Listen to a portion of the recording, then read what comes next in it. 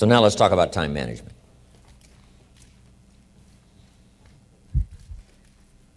Time, key phrase. We all have a limited supply. My father had 93 years, but it seemed short. In his seemingly long life of 93 years, it was short because it just seems like if we only had more time. Old Testament gives us a view of some people who lived to be 5, 6, 7, 8, 900 years old. If I have a chance to ask, I will ask, how come we got shortchanged?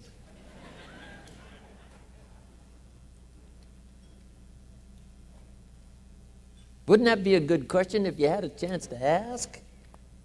Imagine 7, 8, 900 years to watch generation after generation after generation after generation stay healthy and well.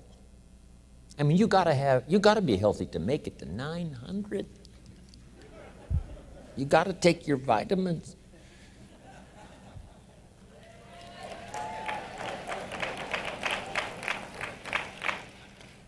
I'm pushing the Bible, I'm pushing vitamins, I'm doing good today.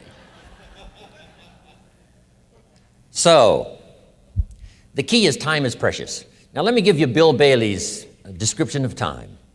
Life is not just the passing of time. Life is not just the passing of time. Life is a collection of experiences, their frequency,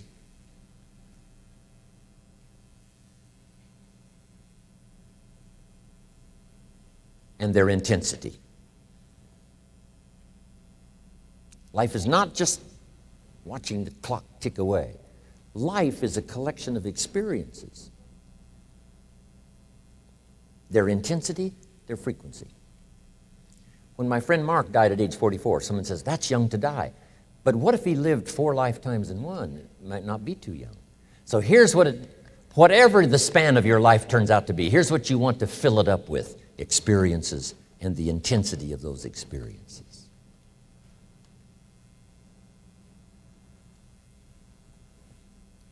But now let's talk about the management of time.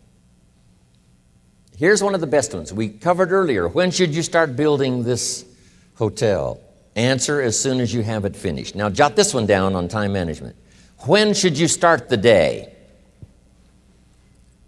As soon as you have it finished.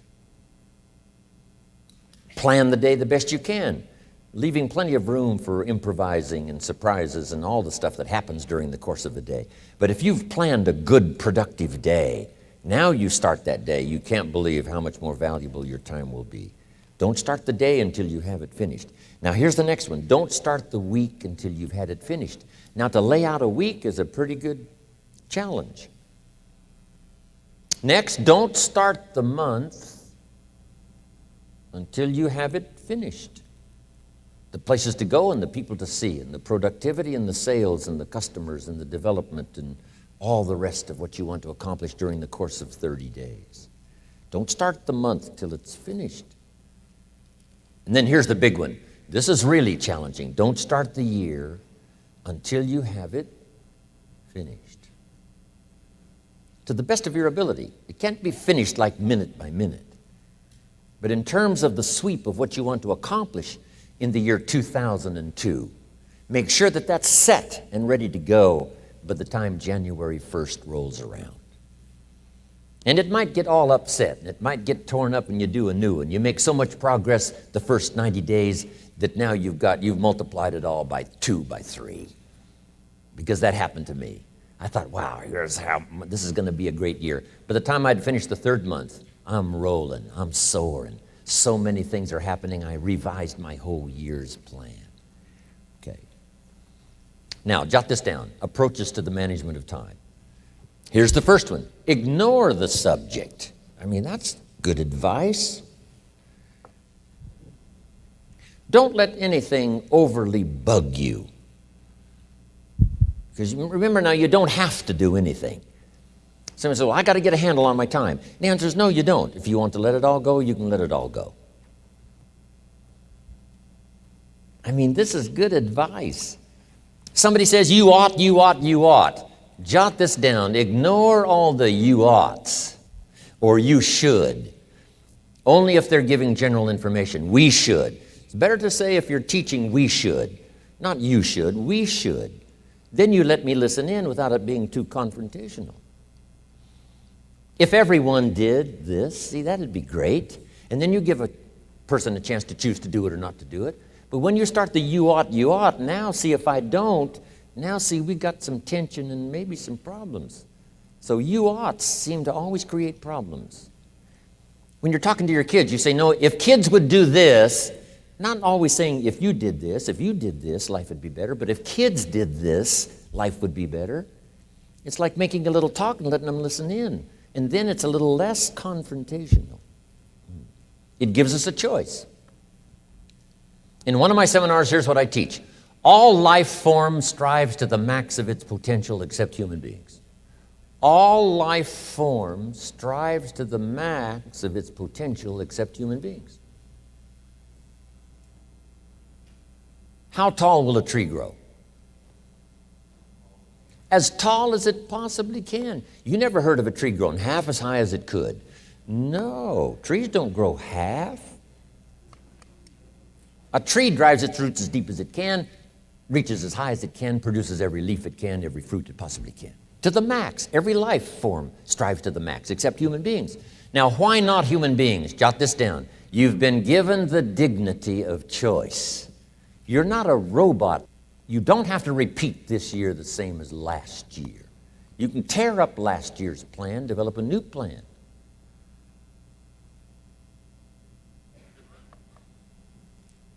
So, the dignity of being a human being. Now, here's the choice on being a human being. To be part of all we were meant to be, or to be all. To strive for all, or half, or part, or some. The choice is up to you. To develop one skill or 10 skills. Someone says, well, I'd be happy with just one more language. Well, some say, hey, I'm going to learn 6 or 7. And this is all a matter of choice. And when someone says, no, you ought to learn 4, you've got to resist all that. Because this is personal dignity.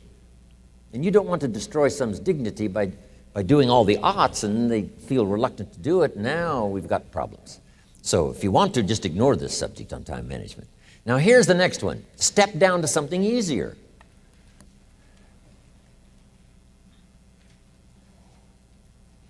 The guy's in sales, and he says, oh, I want to own the company. Finally owns the company. Now he's got no time to play golf. He said, when I was in sales, I was making big money playing golf 3 days a week.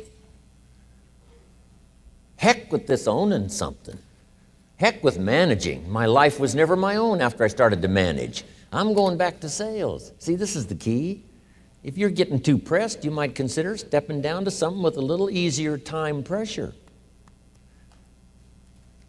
Little girl says to her mother, Daddy comes home, brings his briefcase and pats me on the head and says hello, disappears and works on his papers. How come my daddy doesn't play with me? And her mother said, look, your daddy loves you very much, but he's so busy at work, he can't get it all done, he has to bring it home. He loves you, but that's why he can't play with you. And the little girl said, why don't they just put him in a slower group? So, jot this down now. If you don't have time for your kids, you might consider joining a slower group. Remember when I said some things I went for cost me too much? So reconsider.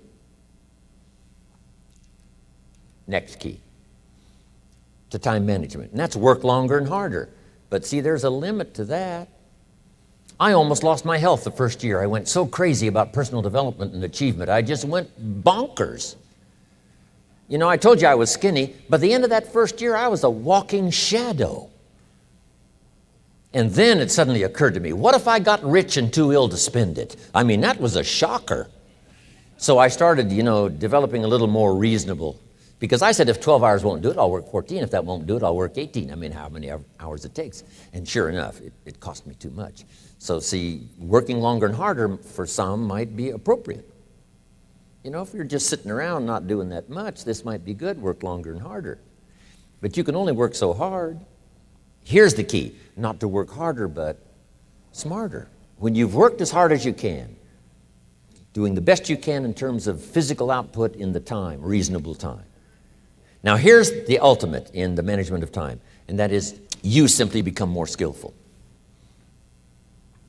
When I first got into sales, I was around people that could get, 9 out of 10, 8 out of 10. And when I first started, I could only get 1 out of 10. But here's what I did. I worked around the clock, so that I would make up in numbers what I lacked in skill. That's good in sales. You got to jot that down. When you're new, you make up in numbers what you lack in skill. Now, when you become more skillful, the numbers can go down because now your persuasive ability and all of that is now so high that you don't need to put as many numbers out. But at first, if you want to compete or if you want to really get good, you've got to put in the numbers. But if you get more from yourself, develop more of yourself, now the time management becomes an easier task. Now here's the next thing. Either you run the project or it runs you. I've found out when you start something, at first you're in charge. All of a sudden, a year later, it's in charge. Some of the companies I started, I'm telling you, I'm in control. A couple of years later, I'm out of control. At first, I've got it on the run. 2 years later, it's got me on the run. Haven't got enough time. I'm dizzy with trying to get it all done. So here's part of the key, and that's to get in charge. Say, I'm going to take charge of my health. One of my albums is entitled, Take Charge of Your Life. Take charge of your time. Take charge of your resources, which we're going to talk about next. Take charge of your health. You're the one that's responsible for it. It's not a requirement of society that you not have a heart attack and take care of your family. That's not a requirement of society, but you must make it a requirement of yourself. Society doesn't require that you build a financial wall around your family nothing can get through. That's not a requirement of society. It's a requirement you impose on yourself to build a financial wall around your family nothing can get through. So impose on yourself this self-development of being in charge, taking charge of your life and your health and your future and your responsibilities and all the rest. Next, reasonable time is enough time to achieve all of your goals. Just jot that down. Reasonable time is enough time. I had to learn that. Reasonable time is enough time.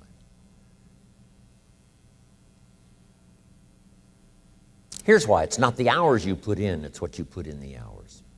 If you start depositing greater ideas into the hours you've got later than now, I'm telling you later, you can't believe the productivity that will flow. The ideas you can't think of now, a year from now, they'll start to flow. And when you deposit those ideas in the hours you've got, productivity multiplies by 2, 3, 5, 10. Next, time management essential. We've already covered the first one, a written set of goals. And then do priorities on your goals. What's important this week? What's important this month? Here's the next one. Often review.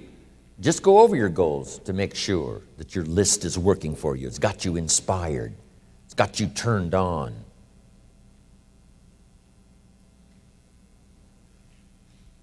Somebody says, how come you're up so early? Say, if you were headed where I'm headed, you'd be up early too. If you were going to meet who I'm going to meet, you'd be up early. If it was going to stack up for you like it's stacking up for me, you'd be getting up early. Wow. Here's some more time management essentials. Learn to study what we call majors and minors. You pick up the phone. Here's what you must say when you pick up the phone. Is this a major conversation or a minor conversation? If it's minor, a few pleasantries and you're done. If it's major, maybe you've got to make a few notes. So here's the next one. Important conversations, make an agenda before you make the call. Just jot down a little agenda. It's so easy now to just talk out of your head. Did you ever hear a conversation end like this? Let's see, there was something else. See, you don't look that swift. I can't think of it right now. I'll call you back. See, you look a little incompetent. Let's see, there was something. It escapes me right now. Really? So have you got this now?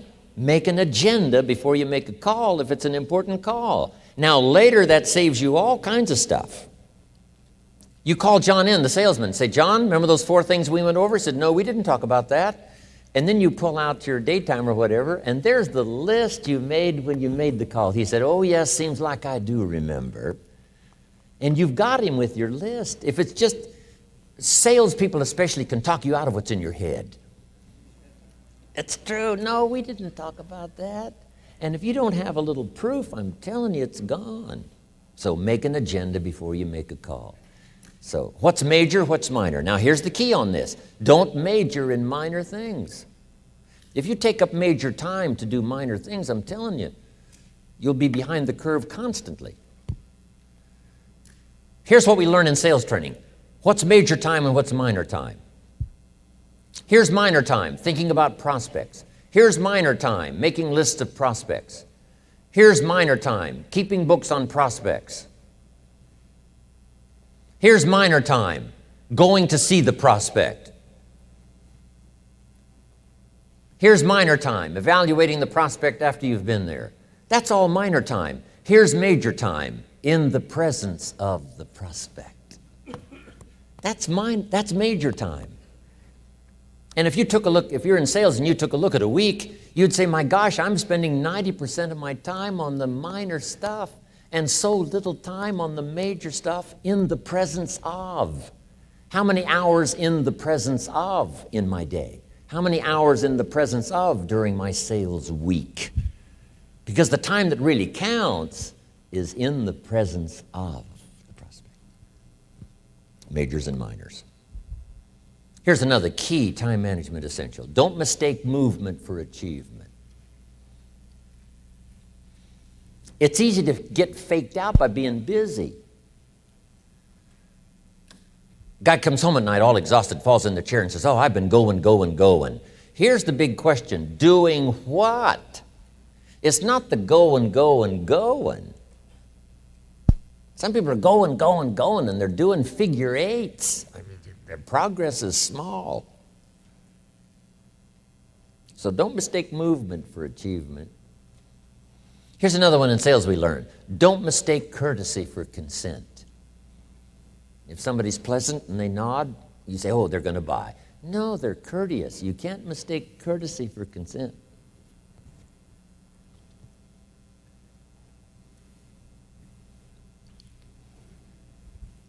Now here's a big one, concentration. I had to learn this. All those years ago, I'm in the shower trying to compose a letter. Found it turns out to be a strange letter. So here's what I learned to do. Save the work till you get to the office. Save the work till you get to the work. Don't try to get to the office on the way to work. On the way to work, enjoy the way. In the shower, enjoy the shower. Then go to work when you get to work. I found this to be helpful. Concentration. Here's another big one. Learn to say no. I'm telling you, in such a social society we have now, it's so easy to try to be a nice person saying yes, yes, yes to everything. Find yourself overloaded. Now you got to call and make the, well, gosh, you know, all the time it takes to back out of something that you said yes to too quickly. Here's what might be better. I don't think so, but if that changes, I'll call you. Little things you can use not to overcommit yourself. My friend Ron Reynolds says, don't let your mouth overload your back. It's a good one. Now, here's a big one on time management. When you work, work. When you play, play. Don't mix the two. Don't work at play. I used to take my family to the beach, and I would bring my briefcase.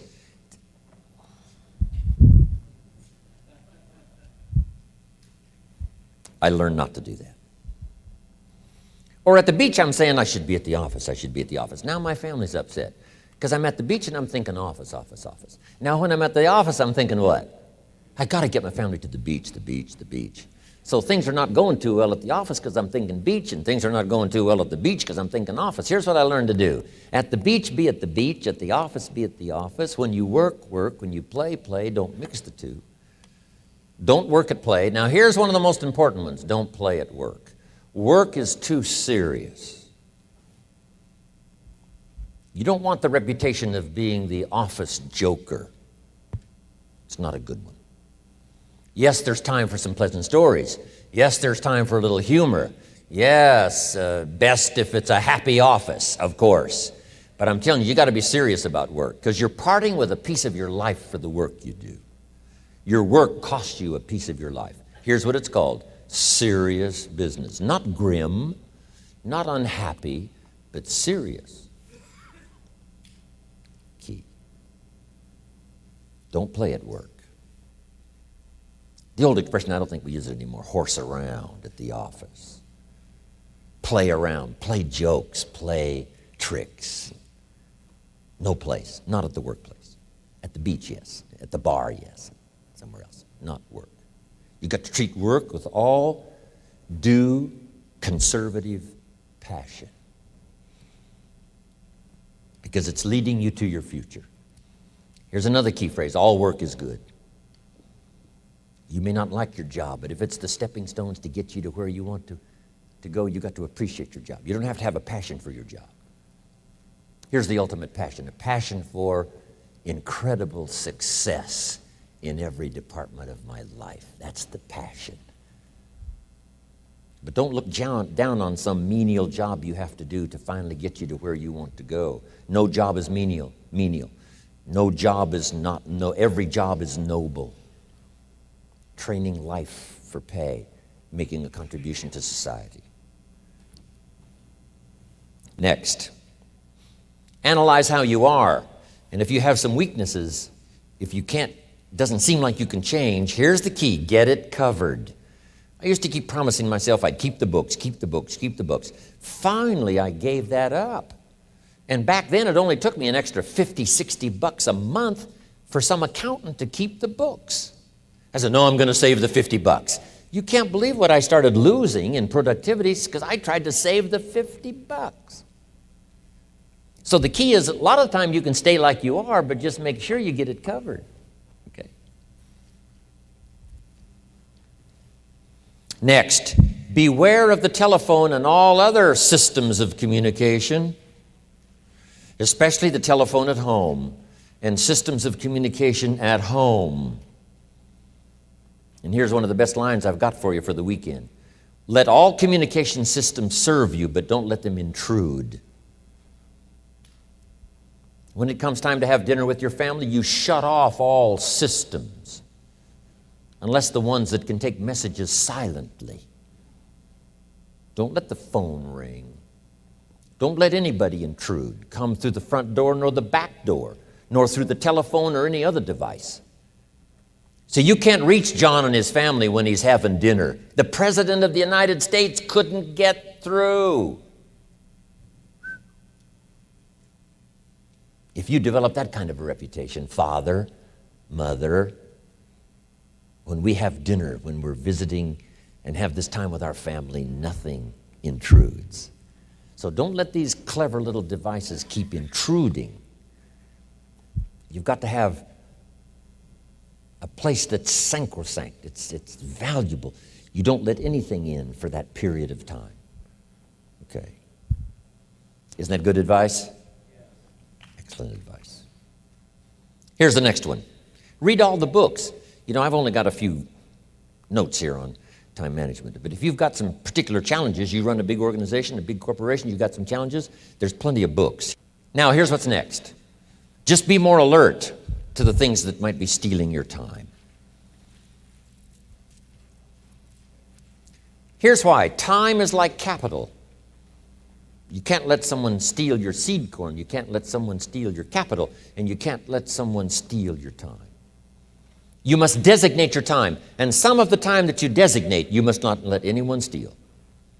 Casual time, you might let someone intrude and steal a little bit and take a little bit, but not serious time. Key. Next, One of the great time management savers is to learn to ask questions up front. Sometimes you talk to somebody for an hour, and then you ask questions and find out if you would have asked those questions up front, you could have saved yourself an hour. Asking questions up front helps you to get to the problem now. But if you just launch into some discourse, you might waste 30 minutes, waste an hour, when here's what you should have been talking about. After you finished an hour, you say, John, what's really the problem? He said, well, it's something personal. See, that's what you should have been talking about this whole hour. Key. Next, learn to think on paper. Now we're going to take a break. Some ways to think on paper. One, we've covered one. Solving problems. Take it out of your head and put it on paper. Another one is setting goals. Making these lists we've already started. Here's another good way to think on paper. It's a projects book. Each person you're working with and each project you're working on, get a loose leaf binder and a tab and some pieces of paper behind the tab and do a little continual summary of how it's going between you and that person and between you and that project. I call it a projects book. It is so useful to me. But what's going on between you and this person? When you last got together, what did you talk about? And you got a few notes there. Here's what we talked about the last time we got together. Now when you get together again, you can review that so you'll know better what to talk about. When the president gets ready to travel and he's going to meet some important people, guess what they bring him? All these briefing books. Right? The last time you were with Khrushchev, Kennedy is informed. Here's what he said and here's what you said. Kennedy said, oh, that's valuable. I need to remember that. If a person is important, it's worth a little running account. You might even have a projects book for your children. Here's what's happening between me and my child. We've talked about this, and we've talked about this, and we've talked about this. Next, a day timer. Keeping track of all of your appointments. You know, mine is all filled with, when to catch an airplane and when to do a seminar and when to sit down and have a conference, all the rest. Next is a game plan. If you've got a house and the insurance is going to come due and some other things are going to come due, you just put it on a spreadsheet and make sure it's taken care of. Key phrase, take things out of your head and put them on paper. And the key is to just experiment with different ways that helps you to do that. Now here's the last one, thinking on paper, and that's to keep a journal.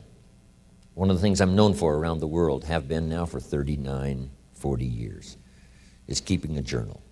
Now my journal is not it's not necessarily it's not like a diary. It might be part diary. I'm flying over Ireland and I write down a few little things that impress me. Today I met this person. Wow, what an extraordinary event. Today I conducted this seminar in Rome. 1,000 people stood up and sang for me. I've got a little bit of a diary in there. But here's what primarily your journal is for: collecting good ideas. A journal is to collect good ideas on your health, good ideas for your business, good ideas for your future, good ideas for time management. Because I used to take notes on pieces of paper and torn off corners and backs of old envelopes and restaurant placemats. And I threw all this stuff in a drawer. It did not serve me well. I finally learned to get a bound copy, right?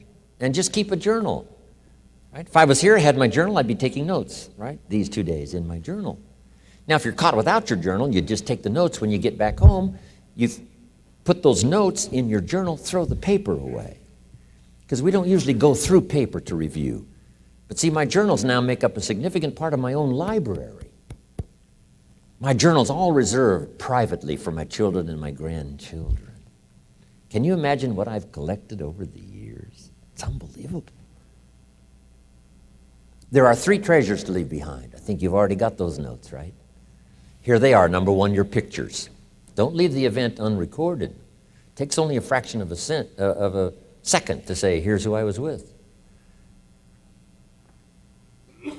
When I travel the world, right, we take all these pictures, and here's one of the gifts. People send me the pictures they took of me and them. It's part of the treasures I have on the farm. Incredible. A picture's worth 1,000 words to describe the scene, the emotion, what happened. Say, wow, this was an extraordinary day for me when I met these people. Here's what they told me happened to them when they went to my seminar 10 years ago. Wow, the drama comes back if you've taken the pictures. It's one of the treasures to leave behind when you go. Remember the old photographs that we have now of, 100 years ago, 70, 80 years ago, just a few photographs? What would it be like if you had thousands of photographs of the past, of your history, your mother, your father, right? Grandparents? So change all of that now for your children. Leave all your photographs as a record. Here's what's next to leave behind, and that's your library. The books that changed your life, the books that changed your health, the books that rescued you from oblivion, the books that you passed on to other people, they were so exciting for you, the books that made you financially independent, the books that developed your leadership, the books that gave you wisdom to ponder when things were tough, the books that got you through the winter, the books that helped you to plant in the spring and harvest in the fall. What a treasure to leave behind. If you do that, here's what's for sure. Your books will be more valuable than your furniture. Wow. Now, the third treasure to leave behind is your journals. The notes you took that helped you to live life as you lived it. Long after you're gone, a treasure that children, grandchildren, great-grandchildren will find so fascinating. They may use it to help guide their own life into their own future. Wow. Okay, we've run out of time for time management.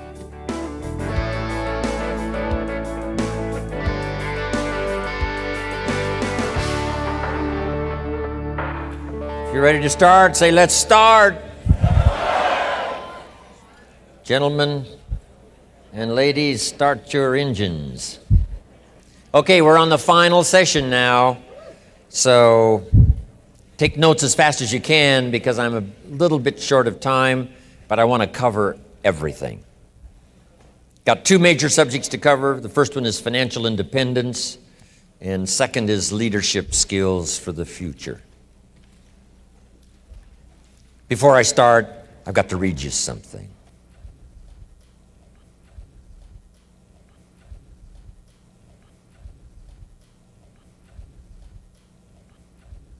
I told you about my granddaughter, Natalie. She wrote these poems, and we're publishing them, and here's one when she was 12. It's called Metaphors of Flowers.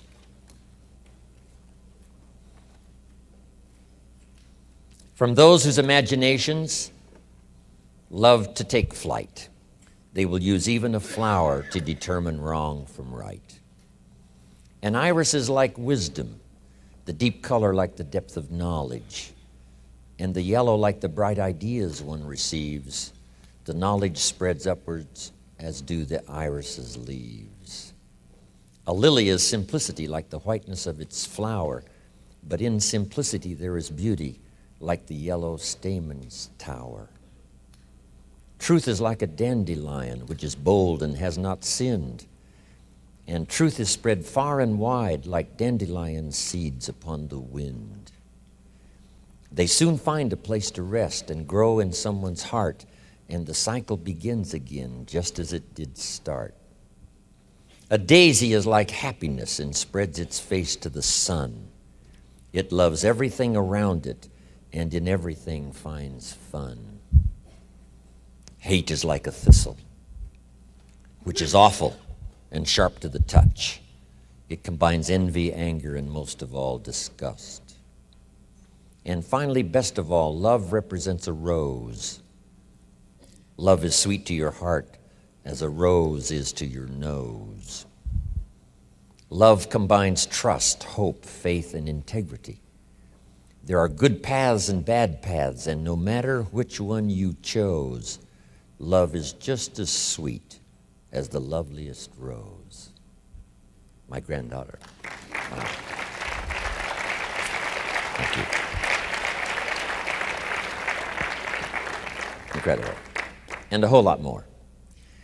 Just a little publicity for my grandkids. And when the book comes out, look for it on the website one of these days. Okay, let's talk now of financial independence. Let me first give you my definition of financial independence. Number one, the ability to live from the income of your personal resources. This should be every person who lives in a free country, especially a capitalistic country. This should be everyone's goal, to someday be able to live from the income of your personal resources. Now, how many resources you need, right, depends on how you want to live. But if you wish to live modestly, it doesn't take all that many resources over a fairly brief period of time to have enough resources to live modestly. If you wish to live more lavishly, of course, you need to accumulate more resources. But that's my view of financial independence, so that you can live from the income of your resources. Now, here's what else that does. Now you can choose the work you do. Now you can choose to work or not work. Now you can work not because you have to, but because you want to. When we talk to kids about financial independence, we say, do what you have to as quick as you can so you can do what you want to as long as you can. Next key phrase. Economics is major. Everybody should major in economics because it's such a vital part of your life. A paycheck is so vital because, first of all, it provides for you and the family's survival. Second, it provides for the opportunity of success. Some people feel we shouldn't spend that much time talking about money, but we really should. Someone says, well, you know, money is the root of all evil. Not true. Here's what it really says. The love of money is the root of all evil. And I'm sure everyone here has dispensed with the idea of falling in love with money because that serves no purpose. Here's what's noble, what money can do. The projects it can support. The relief from debt it can create. Building a financial wall around your family nothing can get through. So economics is major. The key, of course, is what you do with it. If you earn a lot, you should give a lot. Key phrase from antiquity, here's what it says. If you've been given much, now much is required. If you've been given great responsibility, much is required. If you've been given much wealth, now much is required. Everyone has to solve this about the money to go for. Should you go for the money? Should you go for success? And here's the philosophy we've already covered. You should earn as much as you possibly can in the reasonable time devoted to economics, job, business. Reasonable time devoted to economics, job, business, future, enterprise. With that enterprise and with that job, the key is to earn as much as you possibly can as you balance your life with everything else. Not at the sacrifice of your friendships, not at the sacrifice of values, not at the sacrifice of integrity, not at the sacrifice of wiping out other values in your life, but within balance of everything. Go as far as you can, earn as much as you can, share as much as you can. Next, the philosophy of the rich and the philosophy of the poor. Remember, our future is primarily determined by our philosophy. Each person's personal philosophy is the major factor in how your life works out. I can't stress that too strongly.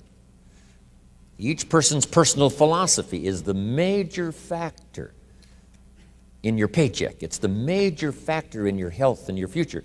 It's the major factor in your career, your personal philosophy, the decisions you make, supported by the emotions and the faith and the activity you put behind it. But the decisions come first. I used to think that my income was determined by the economy. Found out, no, it's determined by your philosophy. In another seminar we teach this little scale. And I say, economics in America is a ladder to climb. Starts down here at $5 an hour. Then this ladder keeps going up like this. Top income last year, I think something like 68 million. One person earned 68 million for 1 year.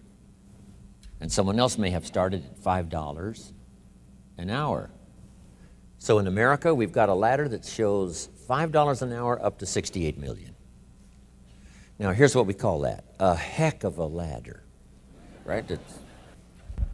That's why, everybody wants to come here. They're not building rafts to get to Cuba, right? Everybody wants to come here because we got this ladder.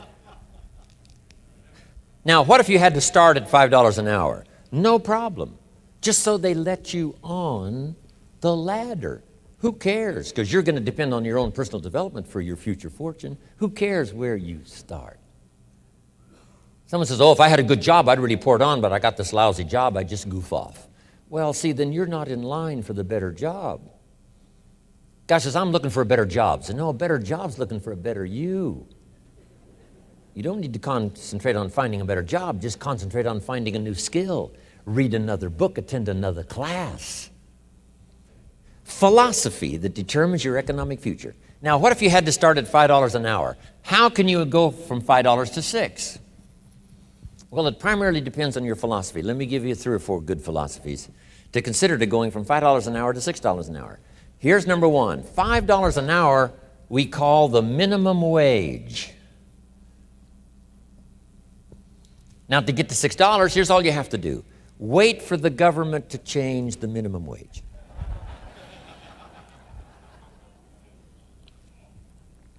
But you must ask the question, how long did it take last time? And the answer took a long time. You say, well, I haven't got that much time to go from 5 to 6. So there's got to be another way. Here's the other way. Wait for the company to give you a raise. What'll that take? 6 months, maybe a year? And you say, oh, gosh, that's a long time. Okay, we've got 2 philosophies now. Wait for the government, wait for the company. Here's the 3rd philosophy to change your economics. Go on strike. And refuse to work if they don't pay you more money.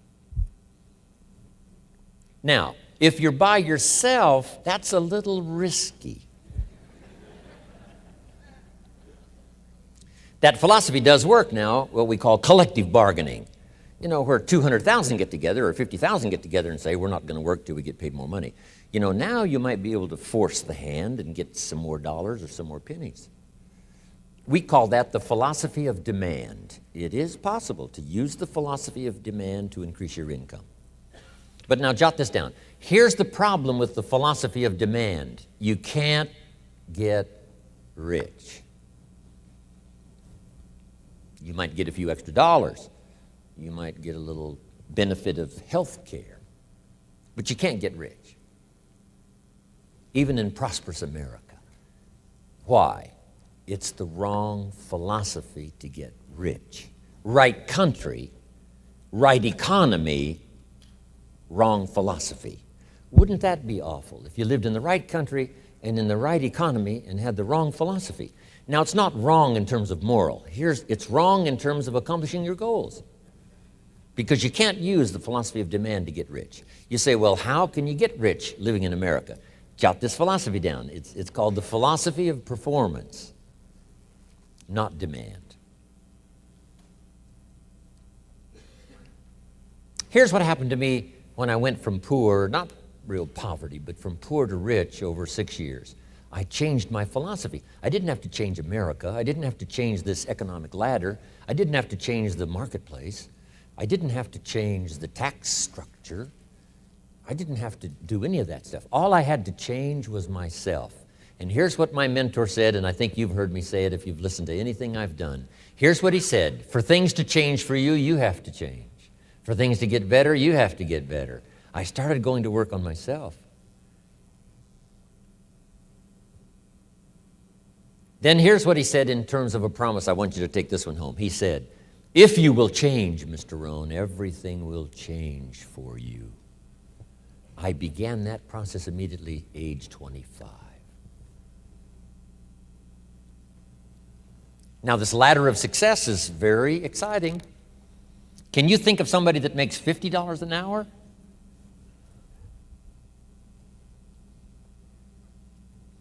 Jot this question down. Is it possible in America to multiply your income by 10? Kids would be fascinated with this question. Is it possible to multiply your income by 10? And the answer is, of course, yes. Could you repeat that after me? Yes, of course. That helps to emphasize it. That's called exclamation point. And kids with wide eyes will say, is that right? Can you start at the bottom and someday multiply your income by 10? The answer is, of course, of course, of course. Now, if you multiplied it by 10, can you think of anybody that makes $500 an hour?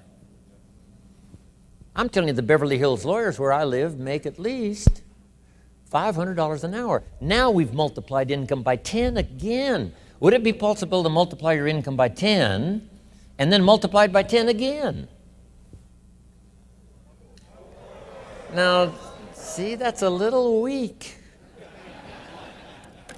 I'm trying to make you believers. To those that believe, here's what Scripture says. All things are possible. There isn't anything that's impossible. The most incredible things are possible to believers. Not hopers. Not hopers. Believers. Wow. Now, $500 an hour.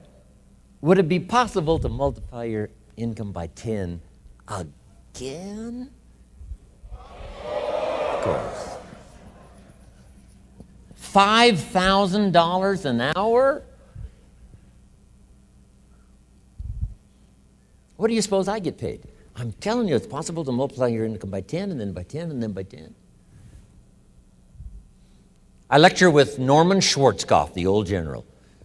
Guess what he gets paid for his speech? $65,000 for 1 hour. $65,000, not $5,000, right? $65,000.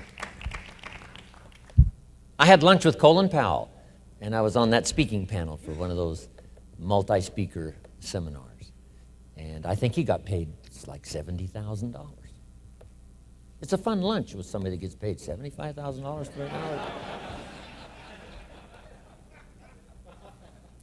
Unbelievable. Now, the person that's on up here, right, like Bill Gates and who knows who else here, that makes $68 million in 1 year.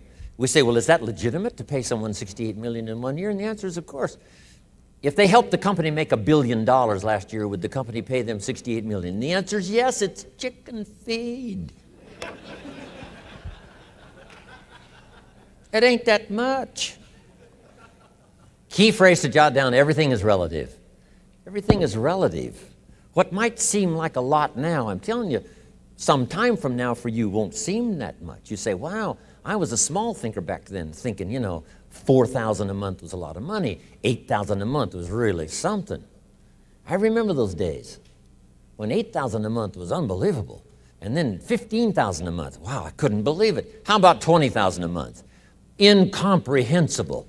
And I flew on by that. How about $30,000 a month? I flew on by that. Unbelievable. How about 50? How about 80,000 a month? I remember when I went right on by. It was incredible.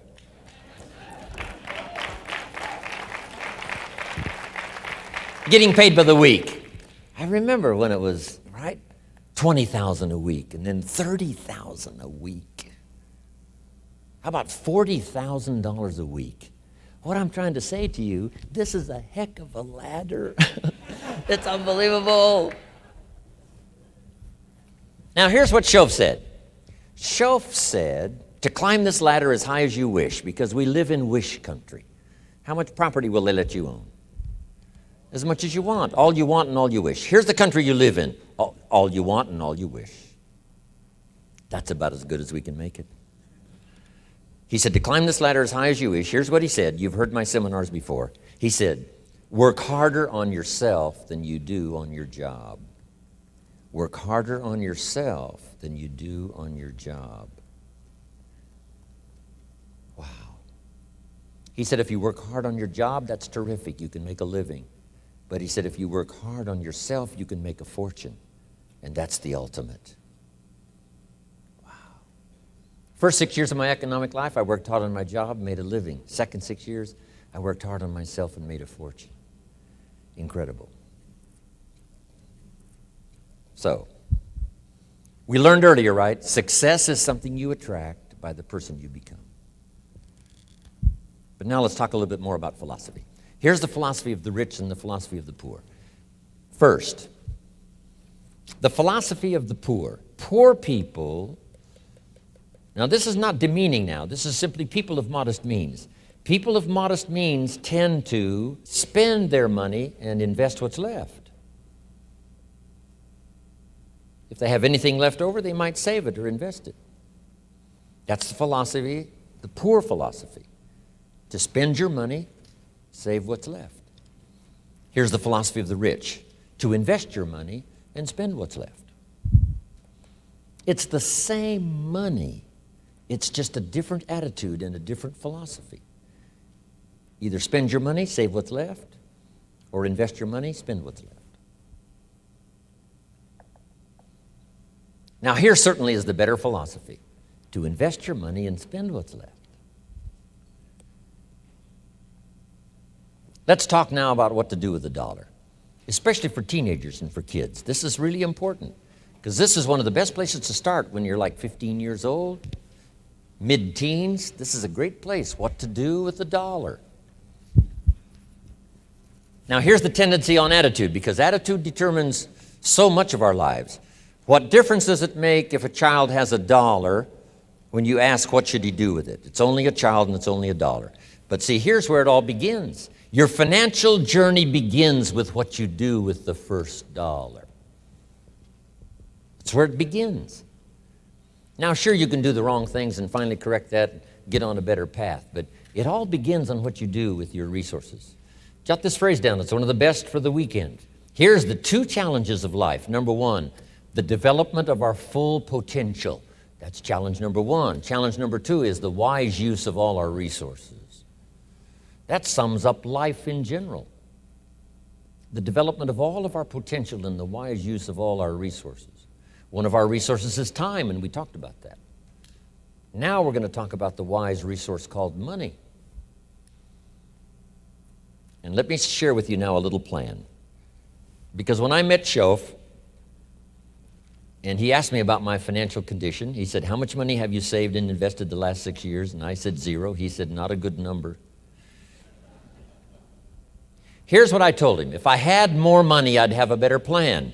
Now, jot this down, because here's what he said. If you had a better plan, you would have more money. Next key phrase, it's not the amount that counts, it's the plan that counts.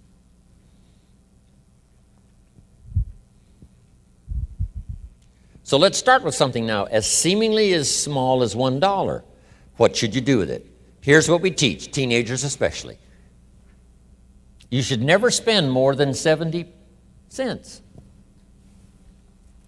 Never spend more than 70 cents of each dollar you earn, or each dollar that comes your way, by gift or by labor. Now, you've got to have some plan what to do with your dollar. I've developed this little plan simply for suggestion, and then you've got to do the rest to revise it and do whatever you want to with it. But here's what I teach. Never spend more than 70 cents. You got to pick something, some number. This is the best one I could figure out. Now we've got another 10 cents, and another 10 cents, and another 10 cents, which is the 30 plus the 70, which is the full dollar. So we spend nothing more than 70 cents. Now, what do we do with the other 30? Here's some of the most important information. 10 cents is for charity, or for church, or whatever worthy projects you think you might engage in.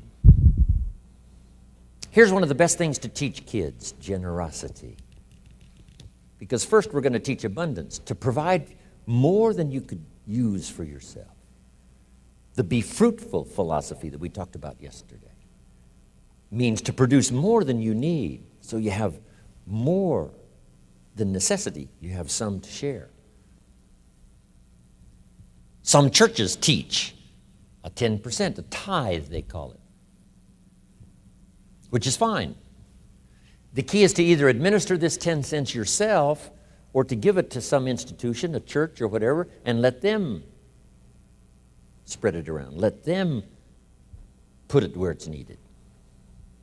Now, if you're going to give to some charity or church, you must let them take you on the tour and show you where it goes. Okay, if you part with the money, let them give you the tour. Here's where the 10% goes if you're going to tithe.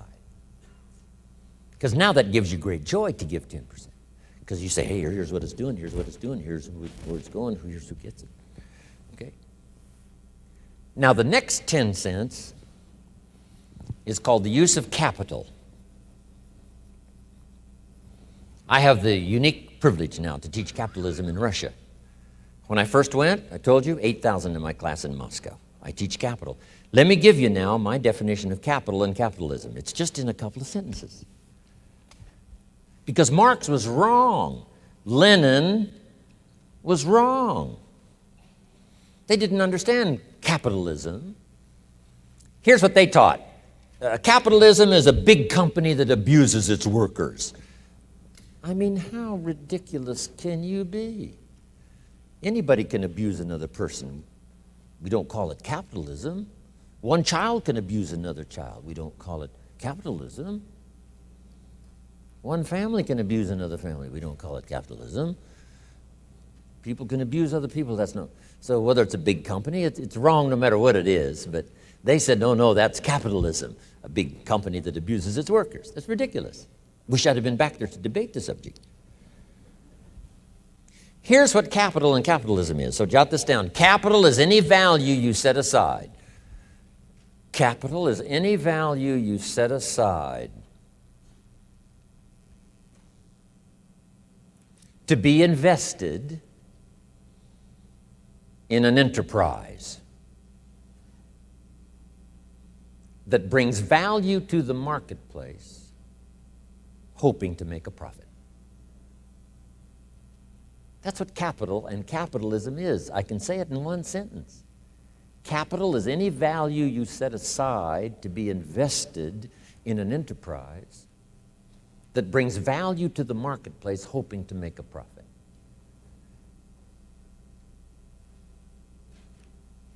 Now, the capital is the value you set aside. Taking capital and investing it in an enterprise and bringing the value to the marketplace we call capitalism. Capital and capitalism. It is so simple that to mess it up with some weirdo kind of philosophy is a disgrace. Now, who can understand this? First of all, the farmers understand it. Here's what seed corn is. It's capital. It's seed corn means the seed that you set aside to be planted in the ground, take care of in the summer, hoping to have a profit and a harvest in the fall. So the farmer sets aside his seed corn. Question, would he let his family eat it? No, this seed is not to be eaten.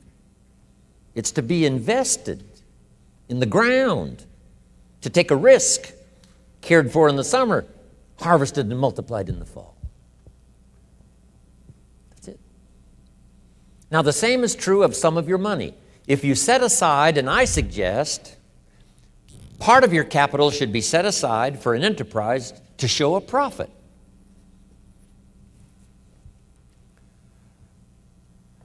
And we can teach kids the early fundamentals of capitalism.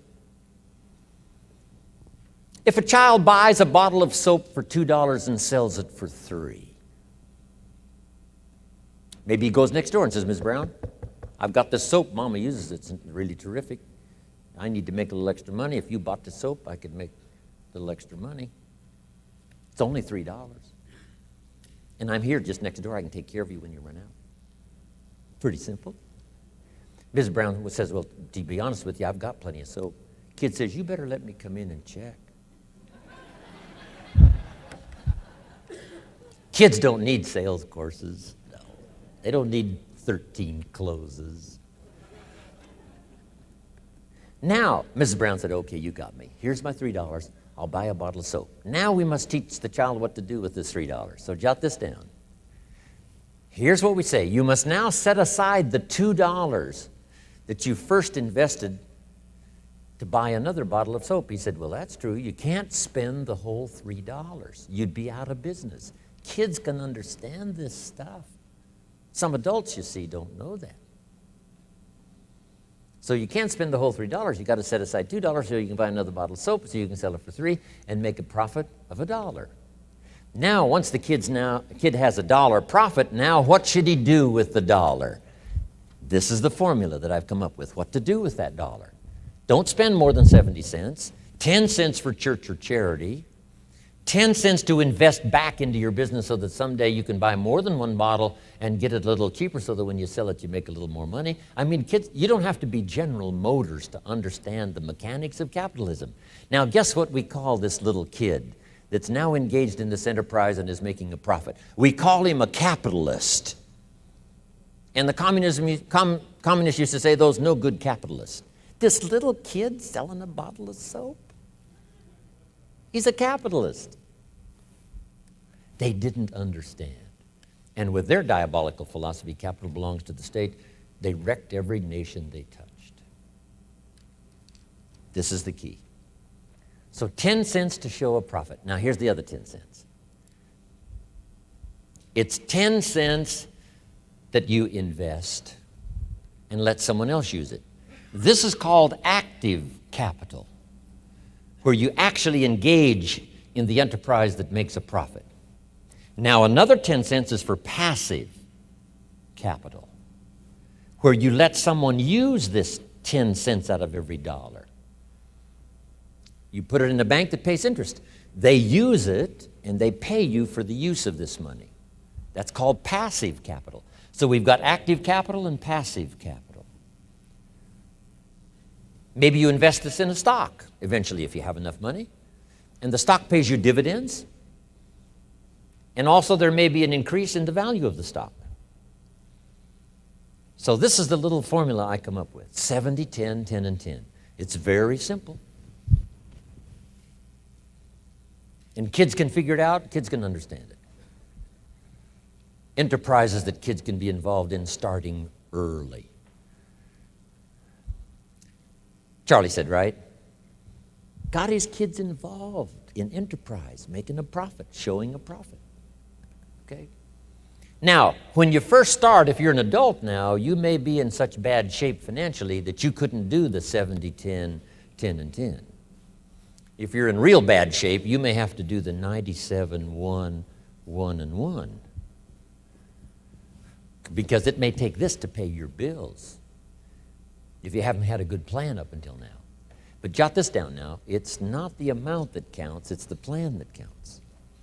So let's say you were in such poor financial shape, you had to start 97, 1 for charity, 1%, another 1% for active capital, another 1% for passive. Now here's the key. To get these numbers starting up and get this number starting down. If you will actually do this, you can't believe how exciting it is to watch the numbers change. Remember what Shoaff said. If you will change what? Everything will change for you. If you start to change, I'm telling you, these numbers will start to change.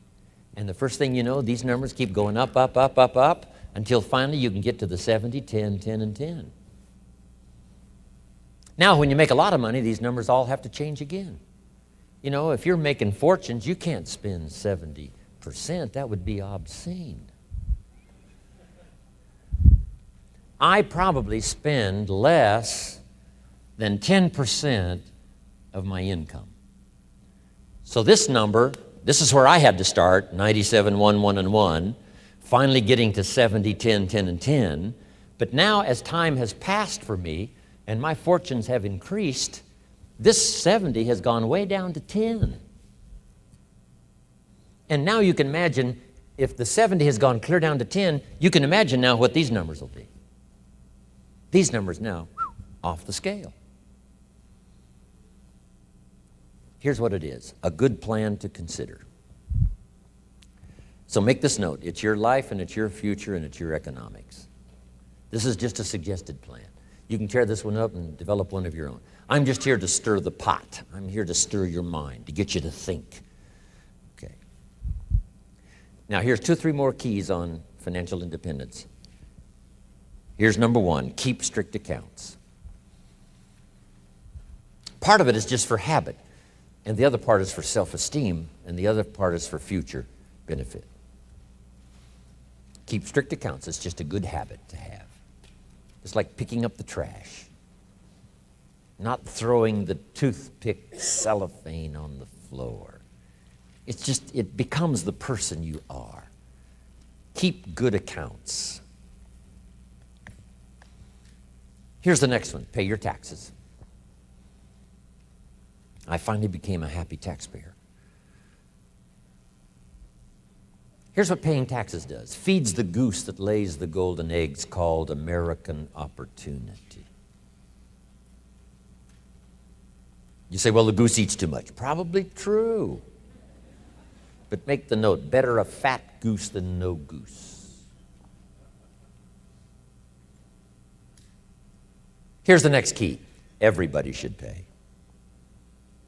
My personal philosophy is everybody should pay federal taxes as well as state or whatever else.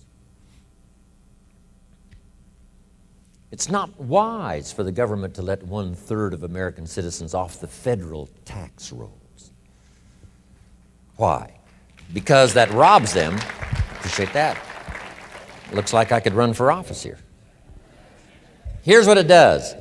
If you let them off the federal tax rolls, it robs them of the dignity. They have to pay state taxes. They have to pay sales tax. I've been trying to write this book for so long called, Of Course Kids Should Pay Taxes. When a kid in California walks into 7-Eleven and buys something that costs $1, the proprietor asks the kid for 8 more pennies. Kid says, what's these 8 pennies? He says, that's the taxes. The kid says, I'm only 8 years old. And the proprietor says, congratulations, you're my youngest taxpayer. Give me the money. Should kids pay taxes? Yes. If you want to ride your bicycle on the sidewalk instead of in the mud, you got to cough up the 8 pennies. What if you're poor? Do you pay the 8 pennies? Yes. What if you're rich? Yes. Meaning everybody should pay. The same should apply to federal. I don't care if it's $10 a year. I don't care if it's only $100 a year. As poor as you might be, you've got to say, no matter how poor I am at the moment, I will make my contribution. That's the key. So everybody should pay. How much do you think aircraft carriers cost? We pay our taxes so a policeman will walk the beat so we can sleep like a baby. Hey, the Air Force doesn't sleep. The Army doesn't sleep 24 hours, so you can sleep as much time as required. Peace of mind. The missiles are ready and the aircraft carriers are there. Saddam Hussein sticks up his head again, it gets blown off. We've now got him in a no-fly zone. No-fly zone on top, no-fly zone on the bottom. Right? We couldn't go after him, couldn't kill him because that wasn't the policy. But we've now got him in a very small corner where tyranny needs to be. Because when it is let loose, it could do like communism and Nazism, cover 1/3 of the world before we get it stopped.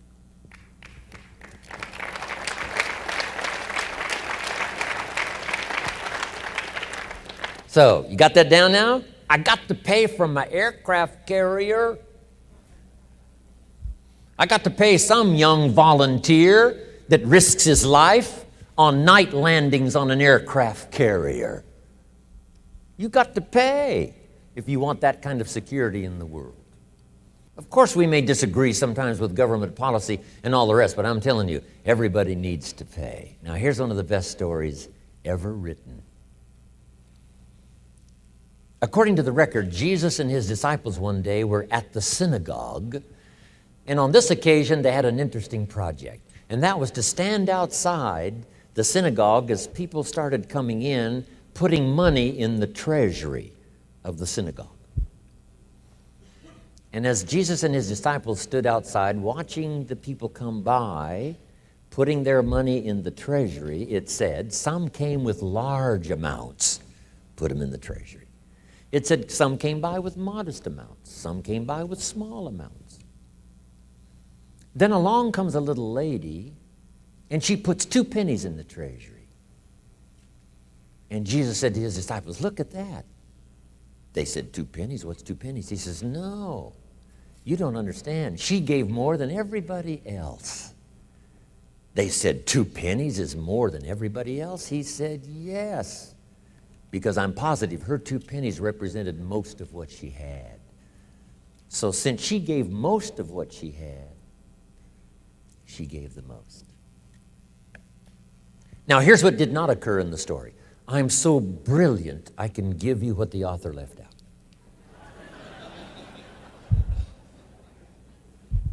Here's what did not occur. When the little lady put her 2 pennies in the treasury and walked away, here's what didn't occur. Jesus didn't run after this little lady and said, hold it, little lady. My disciples and I have decided that you're so pitiful and you're so poor. We have decided to take the 2 pennies out of the treasury and give them back to you. I'm telling you, that did not occur. If it would have occurred, she would have been what? Insulted. Hey, it was only 2 pennies, but it was most of what I had. Would you rob me of the joy of giving my 2 pennies? So that scene did not occur. So jot this down. Jesus left her 2 pennies in the treasury, even though she was poor. What does that mean? Everybody needs to pay, even if it's only 2 pennies. Wow. Great story.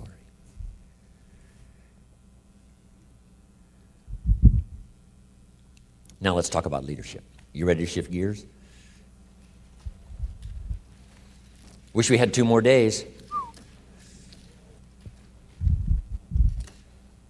Guess what's been fun for me these 2 days? To dazzle myself and let you all listen in. I mean, that's what's been exciting.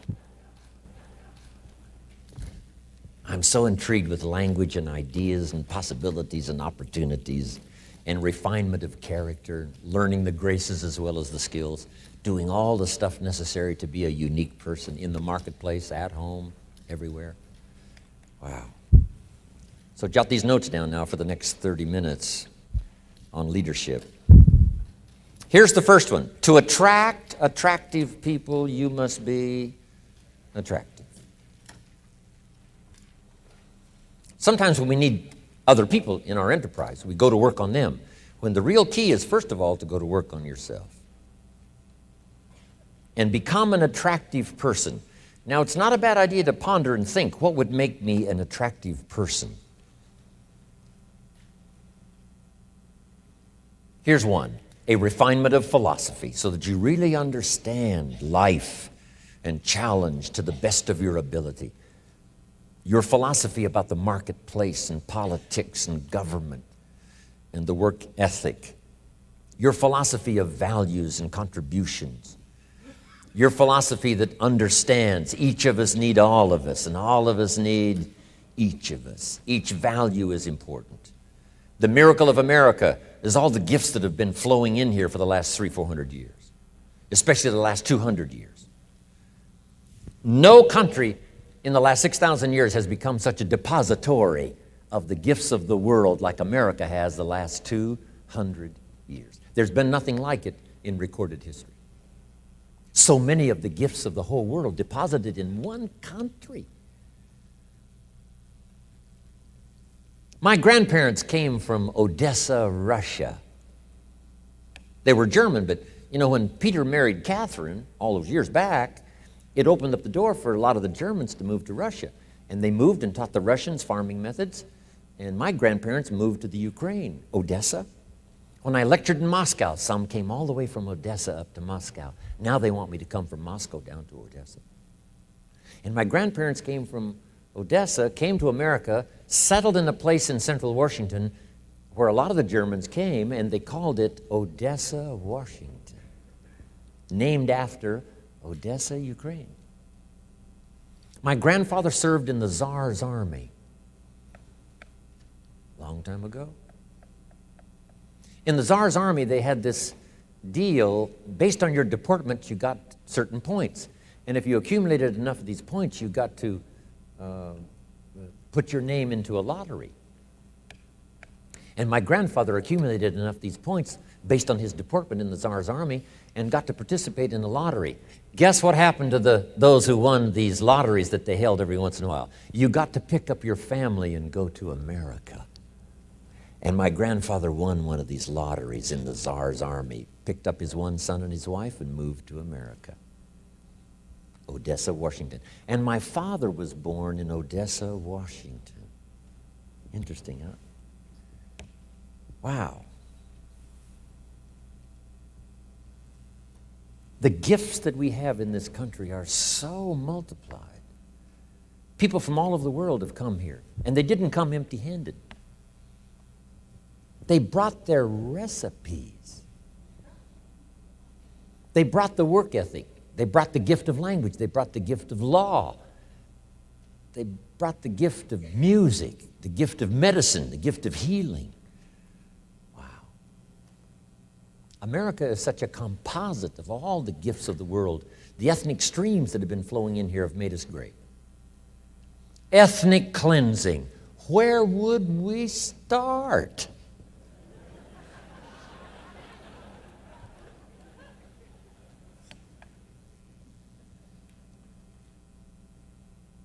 Amazing. Now here's what we need to do. Participate in the gifts that America has. Now here's the joy I have, to go back where these gifts came from. That's why I love to go back to Italy, and I love to go to Poland, and I love to go to Czechoslovakia, and I love to go to Israel, and I love to go to all the places around the world to see where America came from. And then the gifts they brought here helped me to develop my gifts. Now I'm taking some of my gifts back to where it came from. Can you imagine the feeling of now making that transcontinental contribution? Because they came here, now I go there. It's big time for a farm kid from Idaho. But to attract attractive people, you must be attractive now, working hard on yourself. Jot this down. Leadership is really the challenge to be something better than mediocre, something better than average.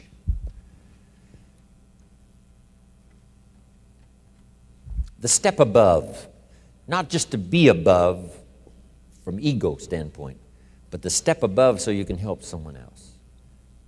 What speaker was it that said, in order to lift someone up, you must be on higher ground? How true. And the challenge of leadership to be something more than average or mediocre has these components. Make this list. This is a good list. Learn to be strong but not rude. Strength we need, rudeness we don't need. Here's where it's important to learn the graces, not just the skills. Next, be kind but not weak. Sometimes it's easy to mistake weakness for kindness, but not true. Kindness is a powerful strength, but don't let your kindness become weakness. Next, learn to be bold but not a bully. Boldness we need. Bully we don't need. Throwing weight around we don't need. Trying to impress we don't need. Express, yes, but impress, no. Next is to be thoughtful but not lazy. To dream but not just become a dreamer. To think but not just become a thinker. To have a philosophy but not to become just a philosopher. I know they call me, the great business philosopher, which I like the title, it's okay. But my philosophy says, jot it down, results is the name of the game. The name of the game is not philosophy. Philosophy is just a useful tool to set you on a good track so that a year from now you'll be in a better place than you would have on the old track. Hopefully most everybody here, maybe everybody here, is going to set a new track as soon as this weekend is finished for your health and for your family and for your future and for your activity and for your productivity and for your spirituality and all the rest of good values. So be thoughtful but not lazy. Here's the next one. Be proud but not arrogant. Pride we need. Team pride and community pride and state pride and country pride and personal pride and family pride. But not arrogance. Don't let your pride slip into arrogance. Here's the next one. Be humble but not timid. Some people mistake timidity for humility. But humility is a virtue. Timidity is an illness, a malady that can be corrected.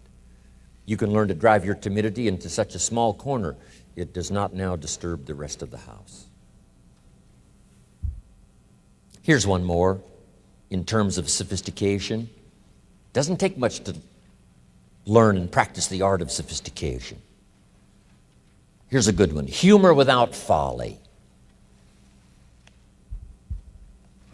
Humor has its place, but just don't cross the line so that your humor becomes folly. Next, it's okay to be witty but not silly. If you want to lead as a parent and lead as a manager and lead as an entrepreneur, if you want to lead as a community leader and lead as a senator and lead as an important person of influence and power, witty, yes. Silly, no.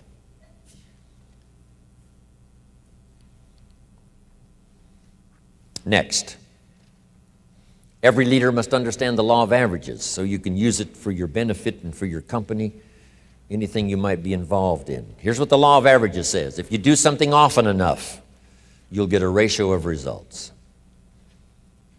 And anyone can create this ratio. In baseball, we simply call it batting average. If you go up to bat 10 times, get a hit, we say you're batting 100. 3 hits out of 10, you're batting 300. You don't have to be perfect going up to bat. These days, batting 250, 300, you can make $4 or $5 million a year. In sales, that's about all you got to do. You don't need to bat 1,000, right? You don't need to bat perfect. You can get plenty of no's, but the yeses can make you rich. So don't worry about the no's. Concentrate on the yeses that make you rich. Key. Once a ratio starts, it tends to continue. If you can get 1 yes out of 10 presentations, chances are if you give 10 more presentations, you get another one. 10 more, you get another one. Next, the ratio can be improved. The 4th time you talk to 10, you get 2 instead of 1. Now you're starting to grow. We must also understand the ratio and the law of averages when it comes to dealing with all of the projects concerning human beings. Here's the simple ratio. Everything's a pyramid. Just make that note. Everything is a pyramid. And the reason is because all humans are different in temperament and desire and goal setting. If we go to university and we count the number of freshmen, so now we count the number of sophomores. Is it the same number of sophomores as freshmen? This stuff's not hard now. This is real easy stuff. If we count now the sophomores, are there just as many sophomores as freshmen? And the answer is no. Somebody says, why is that? It's just one of those things. You don't need to study this. This is ancient stuff. Some things aren't worth the time to study. The sun comes up in the east. Somebody says, why is that? I wouldn't sign up for that class. I mean, don't take the time. Now, if in the university we were to now count the juniors, the junior class, count them, would there be as many juniors as sophomores? No. You say, well, shouldn't we fix this? And the answer is no. This is the way it is. It's like trying to fix the seasons. Why don't we have 3 springs, 2 summers, 4 falls, and only 1 winter? Say, no, you can't fool with this stuff. Since everybody's different, everybody has different ambitions, this is not moral value now that we place on, that morally, sophomores are better than freshmen. We say, no, it's just that the numbers are smaller. Are there as many seniors as juniors? No. Now here is one answer to why.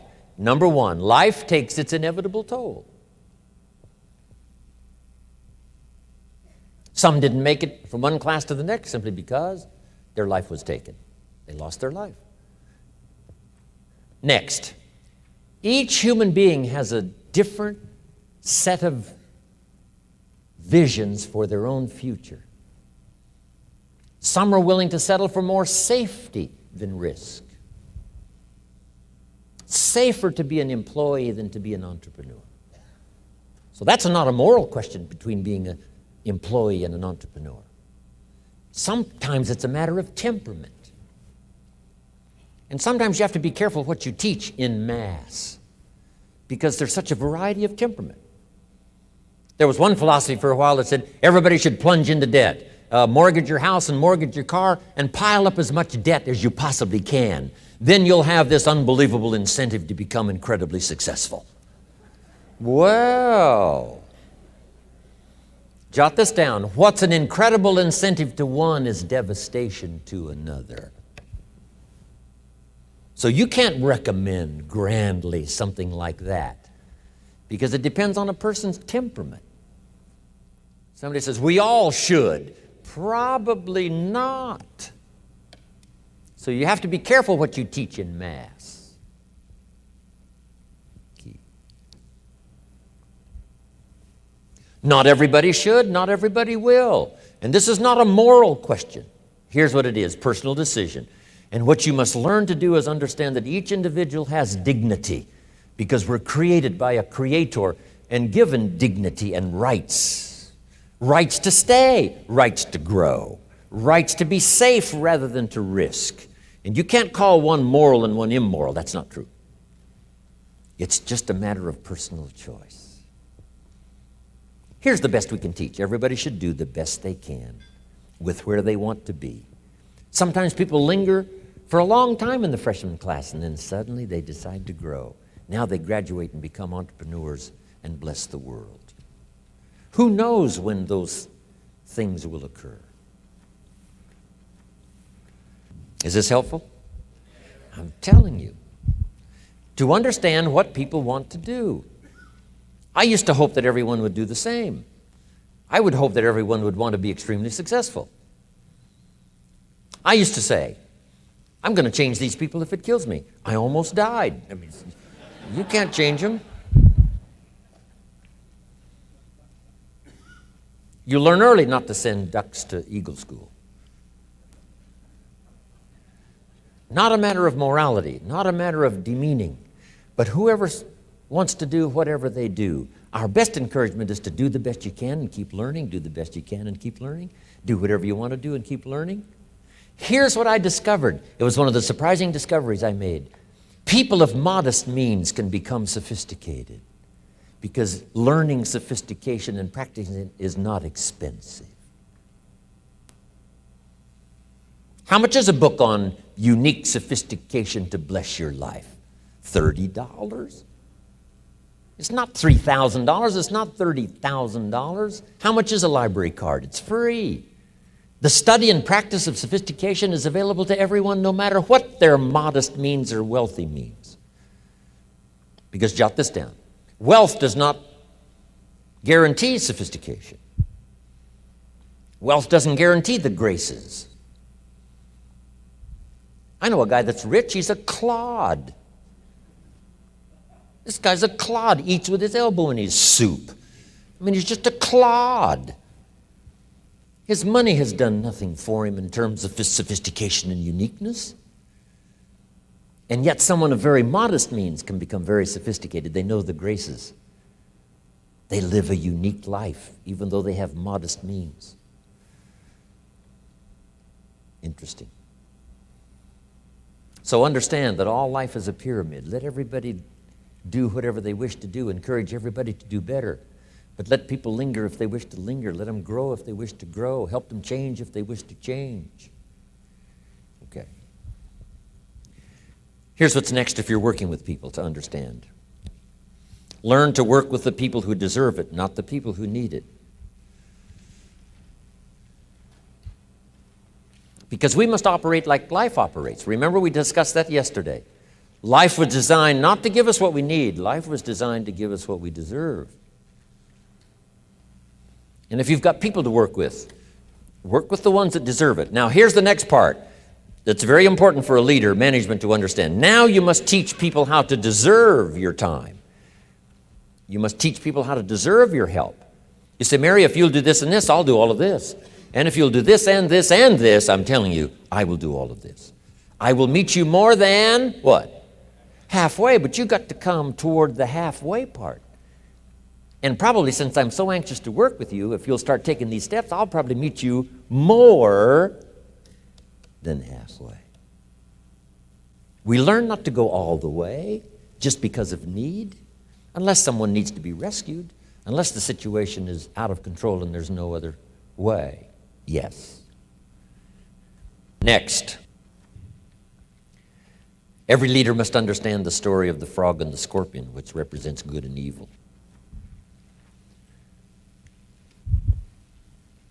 Kids must study the story of the frog and the scorpion.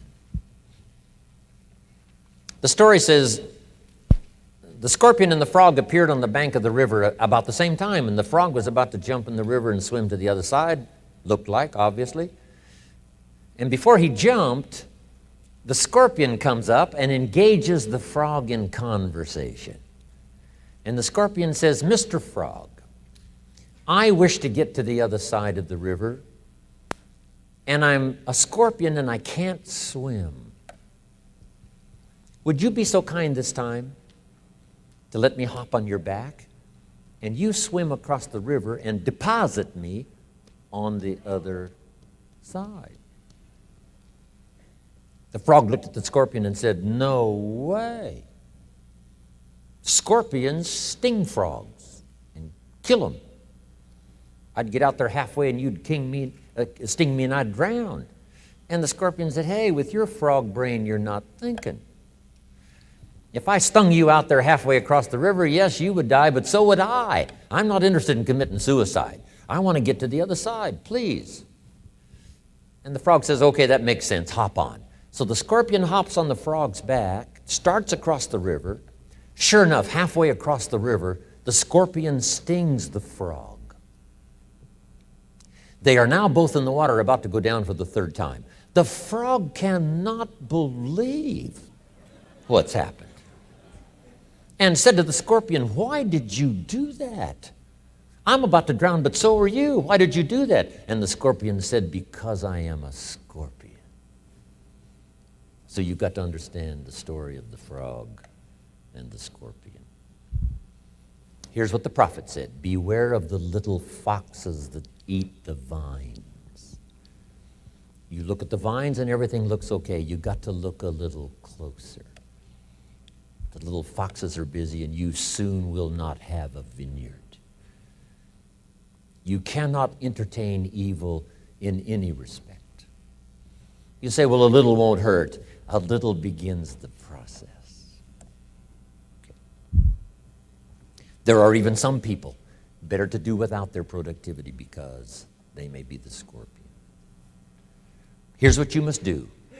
The work of father, the protector. The work of mother to nourish, the work of father to protect. Next.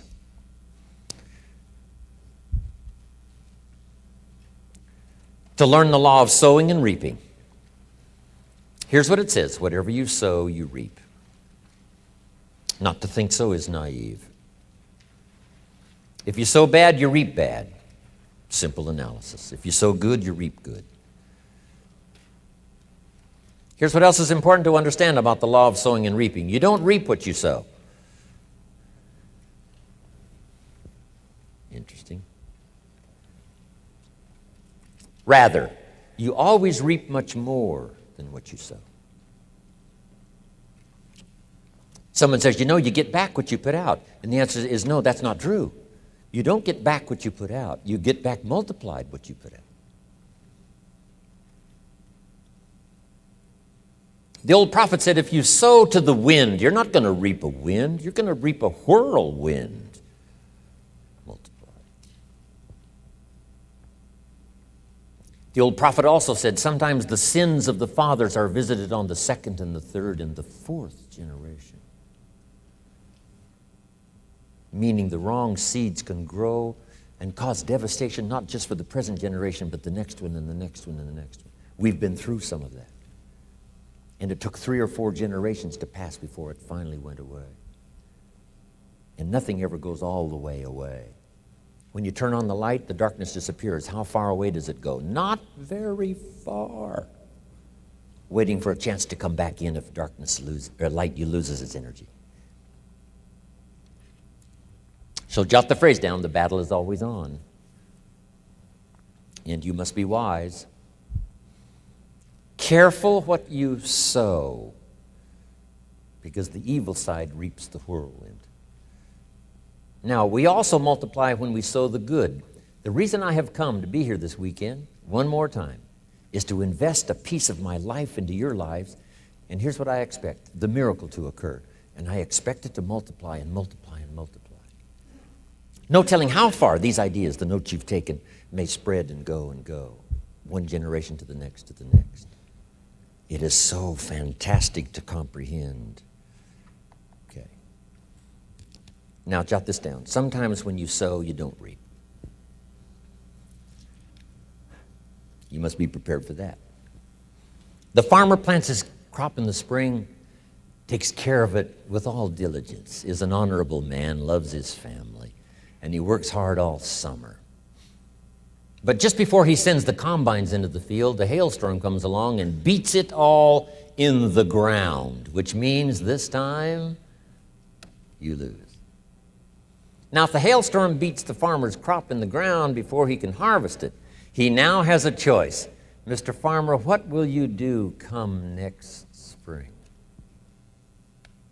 One farmer may say, well, I'm never going to plant again. Look what the hail does. But let me give you better odds than that. Jot this down, it's one of the best I got. Come harvest time, I promise you this, more often than not, you will reap what you have planted in the spring. Now, once in a while you don't. Once in a while reverses happen. Once in a while the dark clouds fly by. Once in a while things are upside down. Once in a while the economy goes into a tailspin. Once in a while it doesn't work. Yes, once in a while, but let me give you the promise. More often than not. So should the farmer take another risk come spring? And the answer is yes. Could another hailstorm come 2 years in a row? And the answer is yes. But jot this down. If you do not plant the next spring, you don't even have a chance. So come opportunity, take the chance. Come opportunity, do your thing. Wow. Jot these notes down now and I'm finished. Leadership should understand what creates a wealthy person.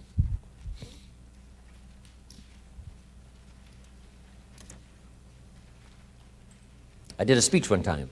And the title of my speech was, Today I Am a Wealthy Man. Didn't have much to do with money. But here's what I said. I want you to jot these notes down and then we're finished for the day. Here was number one. I said, I'm wealthy because of my heritage. My parents, my grandparents. My grandmother studied nutrition. Passed it on to my mother. Back in those days when my mother studied and practiced nutrition, she was called like a health nut. Right? Do you go back that far, right? Your parents or grandparents? They were called health nuts They were studying vitamins, and they were studying this. Mama used to mix up some of this stuff for me and Papa and said, if this don't kill us, I think it'll help. And we're, gagging this stuff down. My mother, with the practice and study of better nutrition, extended her life at least, the doctor said, at least 20 years. Said if your mother hadn't have done that, she wouldn't have lived that extra 20 years. He said when your mother died, the walls of her heart were paper thin. He said how she lived this last 20 years is incomprehensible. And then I told him, Mama used to do all the juices, had the distiller to distill the water, all the stuff that was considered kind of kooky, right, back in the 40s and the 50s and 60s. Herbs and twigs, I mean, something to smoke, but Mama did all that stuff, extended her life over 20 years. My father lived to be 93, never had a major illness. I've never had one. Pass it on to my children, my grandchildren. Unbelievable. My heritage, wow. What's that worth? It's worth a fortune. So you got to contemplate every once in a while your blessings, and part of your blessing is your heritage. Next is the heritage of your country. We that come from the free countries, engaging in enterprise to start with $1 and make a fortune, become a millionaire. What value is that heritage? It's unbelievable. We enjoy the benefit of courts we didn't start. We enjoy the benefit of laws we didn't create. We enjoy the benefit of learning institutions we didn't found. We enjoy the benefit of medicine we didn't discover. Wow. Heritage. Next, I said, I'm a wealthy man because of my experiences. Experience makes you rich. Here's what you must treat your experiences as: commodity. You must treat your experiences as high value. You must treat your experiences as capital so that you can invest in the future what you've learned in the past. My experiences now have taken me around the world. A birthday celebration last year, right, in 16 cities. It was one of the most unbelievable experiences of my life. A group got together in Italy and gave me a helicopter tour of Sorrento, Naples, Vesuvius, the Isle of Capri, Pompeii from the air. Wow. Unbelievable experiences. Next, I'm wealthy because of my friends. It's one of the greatest wealths of all, friendship. Those wonderful people who know all about you and still like you, right? Friends. I just lost a friend. David died 2-3 years ago. He was the one I used to talk about. If I was stuck in a foreign jail accused unduly, if they would allow me one phone call, I would have called David. Why would I call him? He would come and get me. End of story. That's what you call a friend, right? Somebody who would come and get you. Next, I said I'm wealthy because of what I've learned. I'm wealthy from the people who have taught me, from the Earl Schoffs of the world and from the Bill Baileys of the world and other people that have made a contribution to my intellectual discovery, that have helped me to refine the track I live on for good health, for prosperity, for all the things valuable. Can't put a price tag on someone's book or someone's conversation.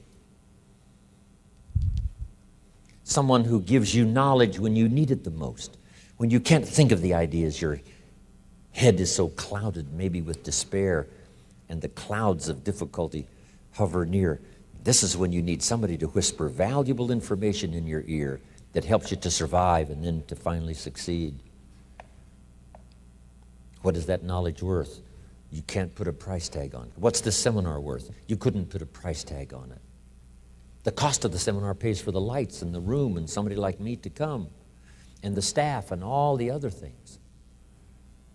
But the price of the seminar can't be the ideas. Here's what we have to do. Charge you for all the stuff, and then the ideas are free. Because how could you put a price tag on the ideas? That would be impossible. If you read a book that spared you from having a heart attack, what would it be worth? Someone says, $19.95. Say, no. No. That's what it cost. That's what it cost for the cover and the ink and the pages and the words and getting it to you and the brokers and all the stuff in between. That's the $20. You couldn't pay for the ideas. They're free. Key thing I've learned, never begrudge the money you spend on personal education. Because if you can keep developing your mind and your perception and your awareness and your ability to discover, the fortune is yours. The health is yours, the promise is yours, a good family relationship is yours, friendship is yours, everything is yours. If you keep accelerating your education, it's the best money you can invest in your personal self-education. Next I said, I'm a wealthy man because of my future. You can't believe the people who say to me, Jim Rohn, what do you want to do in the future? We've got the wealth and the resources to do anything you want to do. What do you want to do? Do you know how unbelievable that is? What do you want to do? Incredible. Next I said, I'm a wealthy man because of unique love experiences. I told you about Judy. That was a unique experience for me, even when we parted. You know, her two sons that I inherited as stepsons are now part of my family. And my two daughters and these two sons are very close. Her ex-husband and I are best friends. That's kind of unique. But it was one of the great experiences of my life. A major share of what I am today came from that unique experience of a love affair unmatched. Wow. Now let me close with something that I think we've already sent you home with. Here it is. Let others lead small lives, but not you. We have come to journey through these 2 days of seminar experience. Here's why, so that when we leave here, we can take larger steps toward our goals, stronger steps toward our vision. There'll be a new pride in our stride. There'll be a new light in our eyes. There'll be a new faith in our heart and soul. That because of our influence and because of who we are, who we want to be, we can touch other people's lives. Here's what's next, which I've tried to do during these 2 days. And that is to do your best above making a living and making a fortune. Here's what's very important. To enjoy this incredible satisfaction of helping people not just with their jobs, but with their lives. Sure, we need to teach job skills, sales skills and recruiting skills and managing skills and leadership skills. But here's what else we need to teach our children and everybody we can reach, life skills. How to set goals, how to be dynamic, how to become sophisticated, how to be kind as well as strong. One of the great writers of New Testament, here's what he said. And I'm sure it must have been a journey of incredible challenge, because here's what he said at one of the peaks of his life's discovery. He said, I've learned to be both ambitious and content. Can you imagine what a place that must be to finally arrive? To be both ambitious and content? Most contented people are not that ambitious, and most ambitious people are not that content. But the extraordinary place to arrive is to be both ambitious and content. And here's what I think was part of what he meant. Now, usually what people say, it means much more than what they say. William Booth, grandson of old General Booth that started the Salvation Army, personal friend of my parents and myself. He spoke 7 languages. He was a genius.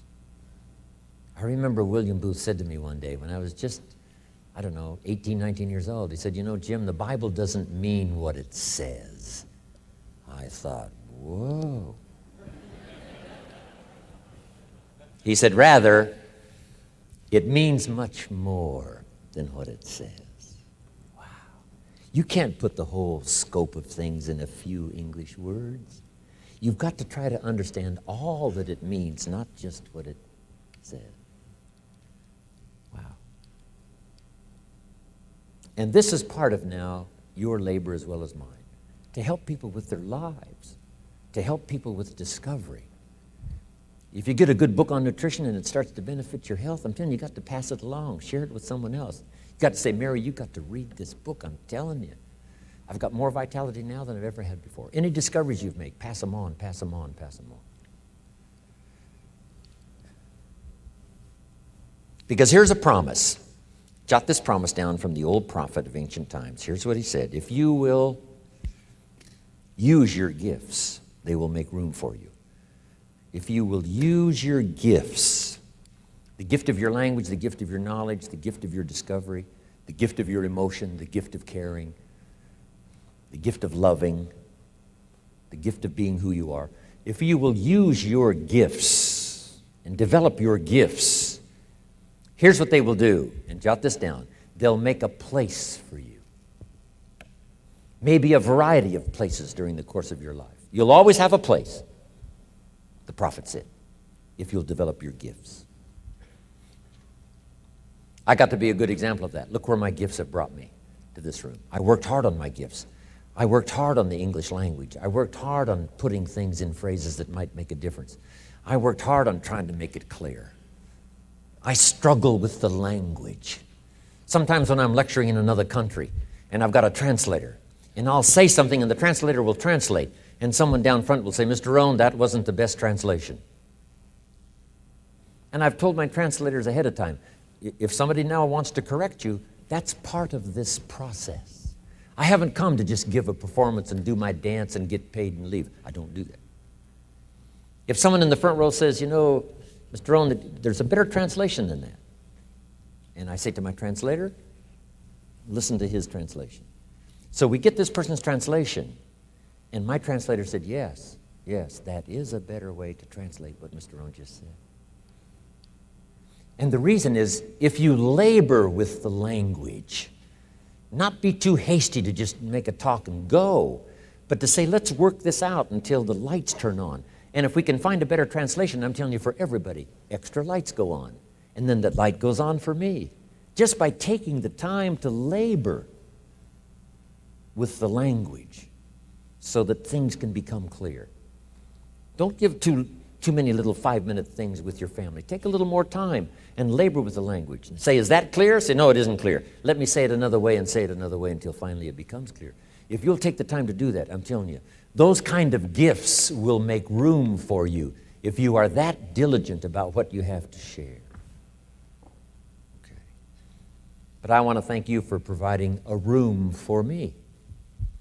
Here's what Earl Shove said to me.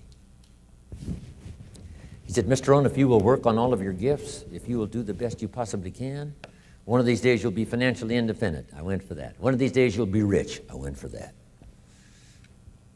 One of these days all the bills will be paid. You'll have treasures besides to give away. Your family, the future. He painted all of these pictures. He said, who knows? Someday you could become famous. I thought, wouldn't that be something?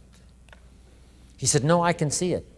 He said, if you keep up your present pace, I promise you, one of these days you will walk into a room and you will hear people say, that's him. That's the famous man. I thought, couldn't happen for me. But guess what when I walked in here yesterday? Guess what I think I heard somebody say? That's him. That's the famous man. Wow.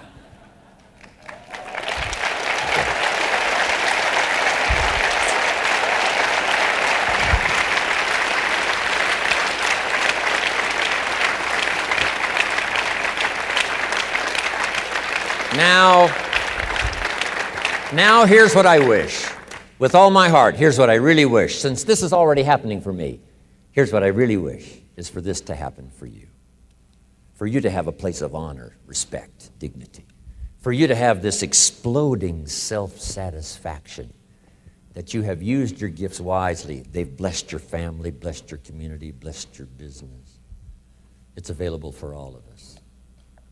Wow. So I want to thank you for being my guest and for dropping by these 2 days. It's been a fabulous experience for me. Here's what I promise you now as we leave. How many of you have my name on your notes? Have you got my name on your notes? How many of you? Everybody? Okay. Here's what that means. When you leave here, I go with you. So that's good. Now, some of you have taken pictures, so, I go with you to hang on your wall or somewhere, right? So I go with you. But here's what I also promise you as we leave here, that I will not leave you behind. I will take you with me in my heart and in my thoughts. God bless.